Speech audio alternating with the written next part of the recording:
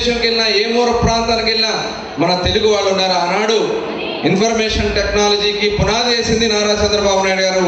దానివల్ల ఇవాళ ప్రపంచంలో ఏ దేశానికి వెళ్ళినా మన వాళ్ళు అక్కడ ఉద్యోగాలు ఉన్నారు.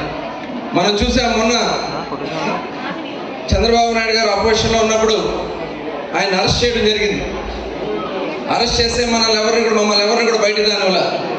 కానీ దాదాపు 100 దేశాల్లో బయటకు వచ్చి ఆయన కోసం పోరాటం చేశారంటే ఆయన వేసినటువంటి పునాది వల్ల ఇవాళ వాళ్ళు వెళ్ళి అక్కడ కోటీశ్వరులు అవుతున్నారనేది ఈ సందర్భంగా మీకు గుర్తు చేస్తాను. వాళ్ళ ఆ గ్రాటిట్యూడ్ చూపించుకున్నారు అక్కడ. ఆయన వల్ల మేము ఈ స్థాయికి వచ్చాం, వారు ఇచ్చినటువంటి పాట వల్ల మేము ఈ స్థాయికి వచ్చామని చెప్పి వాళ్ళు చెప్పుకుంటా ఉన్నారు. ఆనాడు మరి అన్న నందమూరి తారక రామారావు గారు ఫస్ట్ టైం మహిళలు కూడా చైతన్యం రావాలని చెప్పి తిరుపతిలో మహిళా యూనివర్సిటీని ఏర్పాటు చేసినటువంటి ఫస్ట్ టైం భారతదేశంలో ఎన్టీ రామారావు గారు అనే విషయాన్ని కూడా ఈ సందర్భంగా తెలియజేస్తాం. మహిళా యూనివర్సిటీ అంటే ఒక చిత్తశుద్ధితో పనిచేయాలనే ఆలోచనతో ప్రభుత్వం పనిచేస్తూ ఉంది. ఇవాళ మన ప్రభుత్వం కూడా ఒక మంచి ప్రభుత్వంగా ఉండాలనే ఆలోచనతో మనం పనిచేసుకుంటూ ముందుకెళ్తున్నాం. దానిలో భాగంగానే దయచేసి ఇప్పుడు చాలా పెద్దల విషయాలని కూడా చెప్పారు. మీరందరూ కూడా ప్రతిరోజు ప్రేయర్ చేసుకోవాలి, మనసులో ప్రేయర్ చేసుకోవాలి. తల్లిదండ్రులకు నేను మంచి పేరు తేవాలి, నా స్కూల్కి నేను మంచి పేరు తేవాలి, నా టీచర్స్కి నేను మంచి పేరు తేవాలి, నేను పుట్టిన ఈ గడ్డకి మంచి పేరు తీసుకురావాలనే లక్ష్యంతో పనిచేస్తే తప్పకుండా ఎక్కడికి వెళ్ళినా మనం ఒక చైతన్యంతో ముందుకెళ్ళే అవకాశం వస్తుంది. చాలా సంతోషం. ఎందుకంటే నేను ఒకప్పుడు మన మచిలీపట్నం అంటే ఒక ఎడ్యుకేషన్కి ఒక పునాదిగా ఉండేది. ఆ రోజు హిందూ కాలేజ్ కానీ, నోబెల్ కాలేజ్ కానీ, నేషనల్ కాలేజ్ కానీ. ఇవాళ దేశంలో ఎక్కడికి వెళ్ళినా మేము మచిలీపట్నం అండి, బందర్లోనే చదువుకున్నానండి, పలానా కాలేజీలో చదువుకున్నాను అని చెప్పి కొంతమంది ఐఏఎస్లు కూడా వచ్చి మాట్లాడుతూ ఉన్నారు. బందర్లో 10 ఏళ్ళు ఉన్నానండి అని. అంటే అంత ఉన్నటువంటి మనం కొద్దిగా నిర్లక్ష్యం కాబడింది. దానికోసం ఆలోచన చేస్తున్నాం, ప్రయత్నాలు చేస్తున్నాం. దానికోసం గౌరవ ముఖ్యమంత్రి గారు మొన్న వచ్చినప్పుడు కూడా నేను అడిగాను, గ్లోబల్ క్యాపబిలిటీ సెంటర్ అంటే ఇన్నోవేషన్స్కి ఒక పునాది మచిలీపట్నం కావాలని చెప్తే మొన్ననే పాలసీ తీసుకోవడం జరిగింది. ఆ రోజు కూడా క్యాబినెట్లో అడిగాను. గ్లోబల్ క్యాపబిలిటీ సెంటర్ త్వరలోనే మచిలీపట్నంలో మన నేషనల్ కాలేజీలో ప్రారంభిస్తామనే విషయాన్ని కూడా ఈ సందర్భంగా మీకు గుర్తు చేస్తాను. ఇదే కాదు, పాలిటెక్నిక్ కాలేజీకి ఉంది ఇక్కడ, దానికి ఒక పర్మనెంట్ బిల్డింగ్ నిర్మాణం చేయాలి. ఎడ్యుకేషన్ పరంగా ఎలాంటి కార్యక్రమాలు తీసుకోవాలన్నా చేయడానికి సిద్ధంగానే ఉన్నాం. ఆ రోజున మనలో కూడా ఒక ఉత్సాహం రావాలి, మన వాళ్ళలో కూడా స్ఫూర్తి రావాలని చెప్పి ప్రతి సంవత్సరం యువ కెరటాలు కండక్ట్ చేసేవాళ్ళం.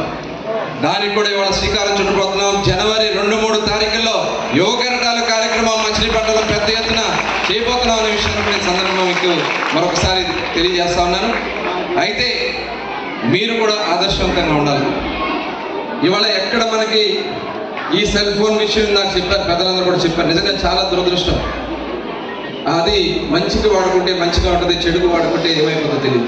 కాబట్టి సెల్ ఫోన్స్ని చాలా జాగ్రత్తగా మనం ఎక్కువగా చదువుకునే దాని మీద కాన్సన్ట్రేట్ చేయండి. అవసరమైనంత మేరకి సెల్ ఫోన్స్ను ఉపయోగించాలని చెప్పి సందర్భంగా కోరుతా ఉన్నా.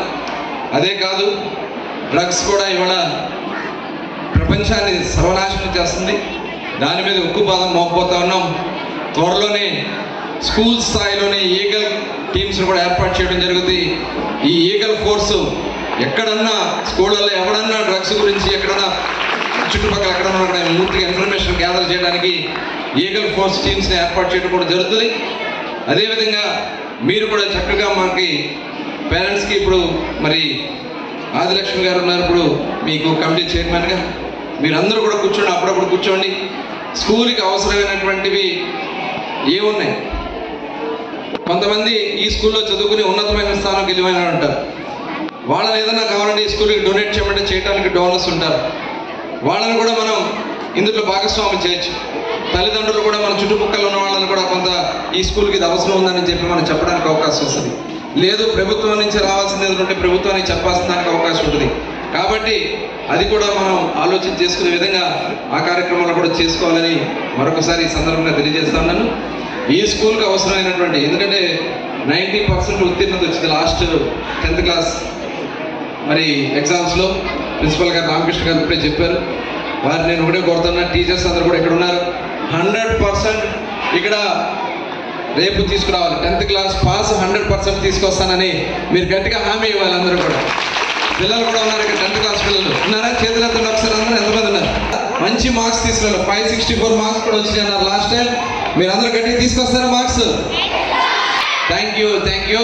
తప్పకుండా మీకు ఏ సపోర్ట్ కావాలన్నా, ఈ స్కూల్కి ఏ సపోర్ట్ కావాలన్నా 100% చేయడానికి అర్ధరాత్రి మాకు కవర్ చేసినా నేను వచ్చి మీ స్కూల్ ముందు నిలబడతానని కూడా మరొకసారి మీ అందరూ కూడా హామీ ఇస్తూ, మరొకసారి ఇంత చక్కటి కార్యక్రమాన్ని ఏర్పాటు చేసి మమ్మల్ని అందరూ కూడా భాగస్వామ్యం చేసినందుకు ఒకసారి డిఓ గారికి, అదేవిధంగా ఎంఈఓ గారికి, ప్రిన్సిపల్ గారికి, ముఖ్యంగా కమిటీ చైర్మన్ గారికి, సభ్యులకి అందరూ కూడా మనస్ఫూర్తిగా అభినందనలు, ధన్యవాదాలు తెలియజేసుకుంటూ మరొకసారి అందరికీ నమస్కారాలు.